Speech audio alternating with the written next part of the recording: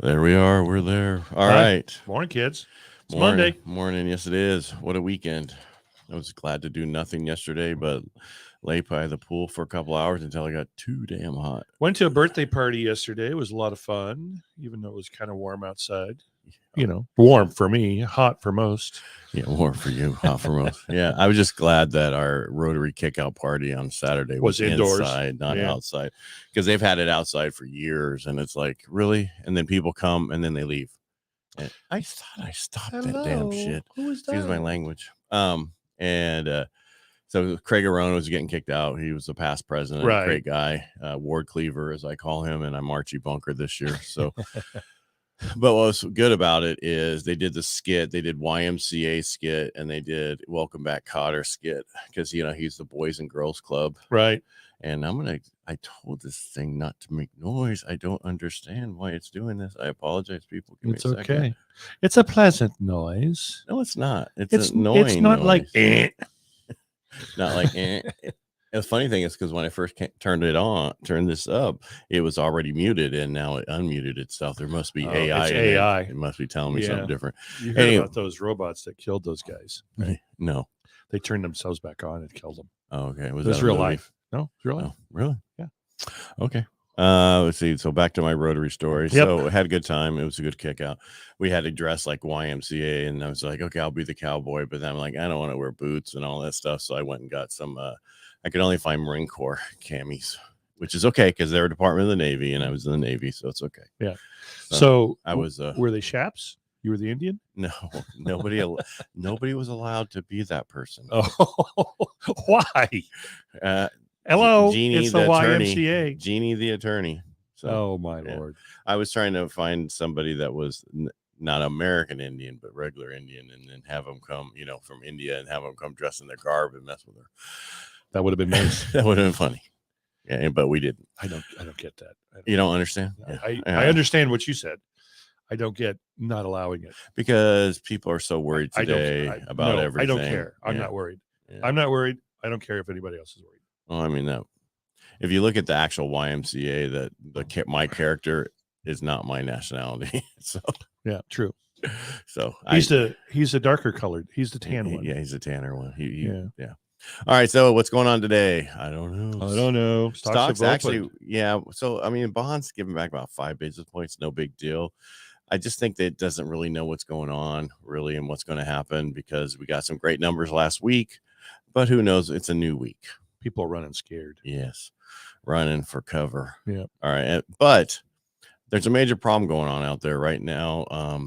Most people need 1.3 million to retire. That's what they think, but they only have about 89,000 saved. So they're going to be working for a very long time. They're getting there. They're getting there. Well, and the problem is inflation isn't helping. No. Right. And one of the things they're saying to do is for us to reach out to all of our people and our past clients, see how they're doing, and talk about doing a debt consolidation refinance. I would say just do a equity line. Don't touch the first. Do an equity line. Pay everything off. That's at least at only a 10% interest rate instead of a 29 or 24.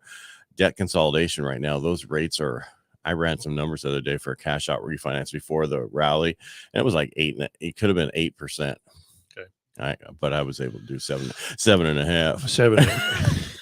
Whoo! What a savings. Yeah. Well, that person's at a 5. That's not a big deal. But if you're at a 2.5, that's a huge deal. That's a huge jump. Yeah. So just do the debt, HELOC, loan. Just put it in there for now. And once Iran, HELOC. HELOC is the actual equity line of credit that is actually an adjustable. Hey, it was starting to sound like a Stevie Wonder song. All right. Well, He-Loan is the master of the universe. Yep.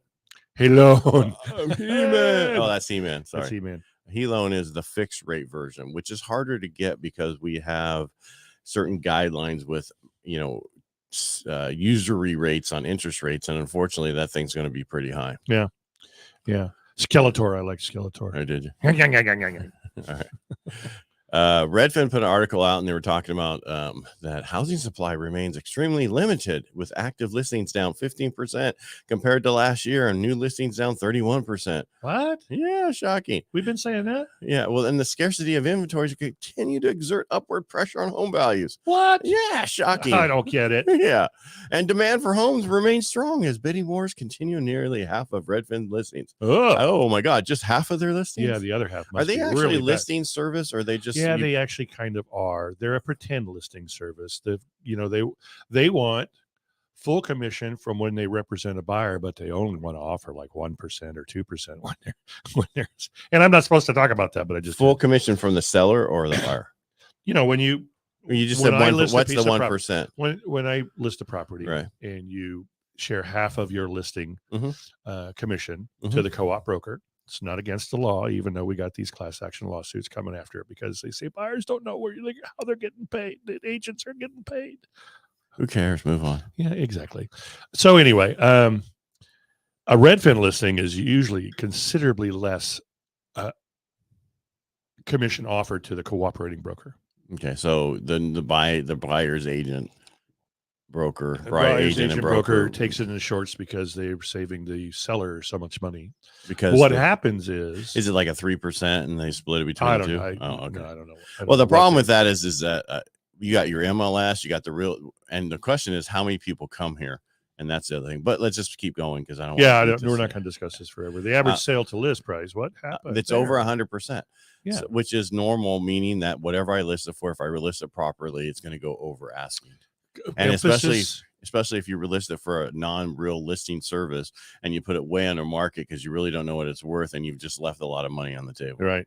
So emphasis list it correctly. So if your list price is correct, you will get some over bids. Not going to be the 50 to 100 like we were seeing in 22, and you will get, and maybe 10%. Right. All right. And then let's see, limited inventory, high demand, price. They're expecting house prices to continue to rise. Shocking. And guess what? The three top, Zillow, Black Knight, and FHFA, which is that survey about existing home sales, they already indicate this. This is nothing new. This is what we've been saying for the past 12 months. Yeah. And we still keep saying this is going to be the least expensive time to buy a home. Right. Next week, or I should say next week, I'm already gone.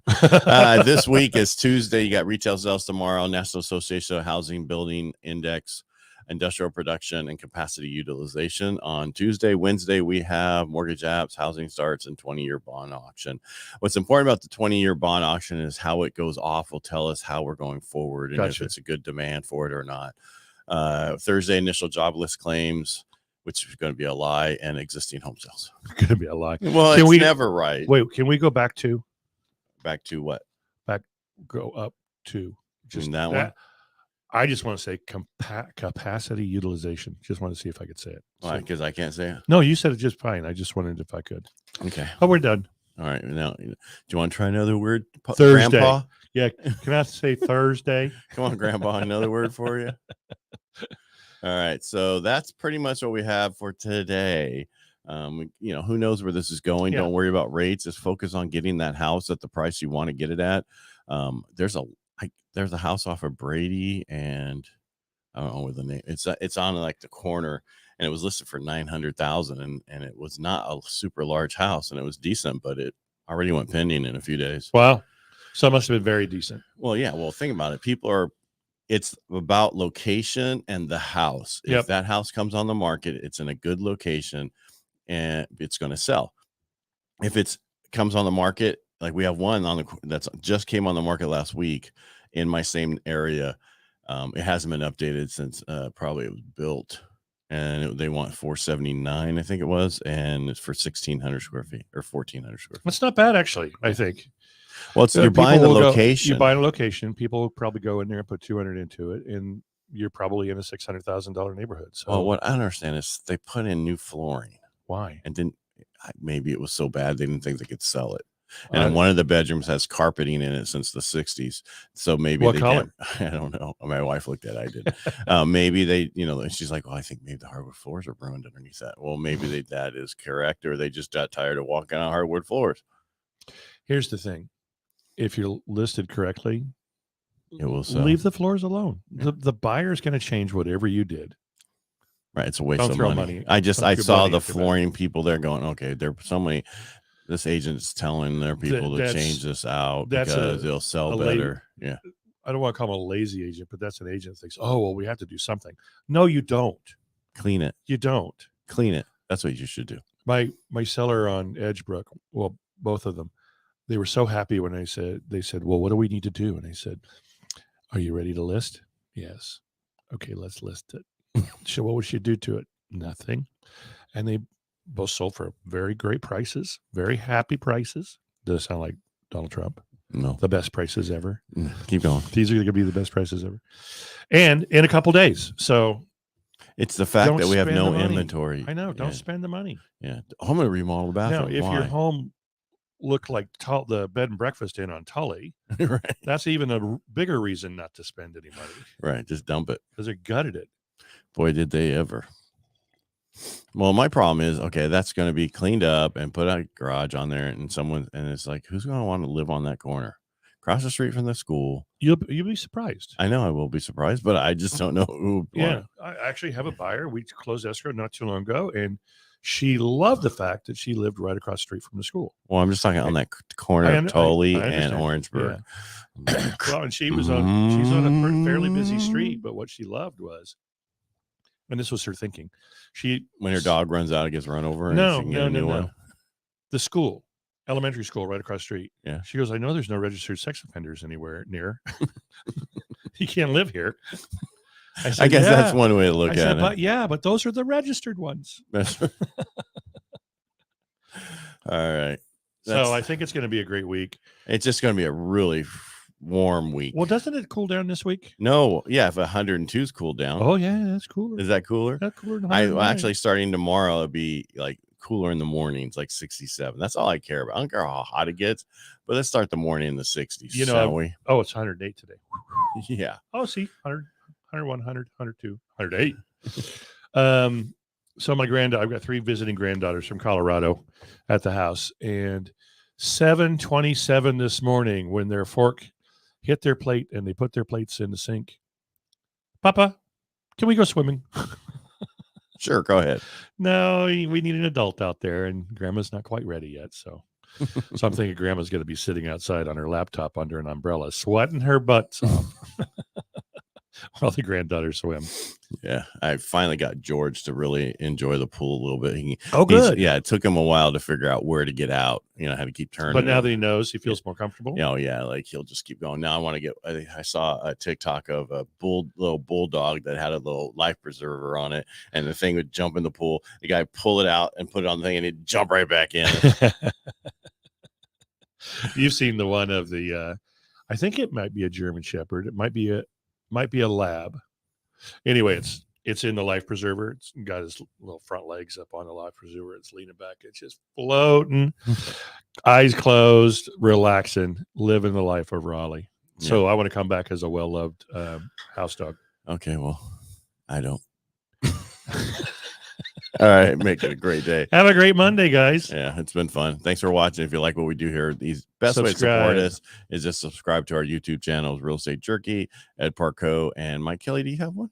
Yeah. What is it? Mike Kelly Realtor. All right, there you go. Yeah. All right, make it a great day. I'm actually going to get some content on there one of these days. All right, make it a great day. We'll talk to you tomorrow. Talk to you later. Bye.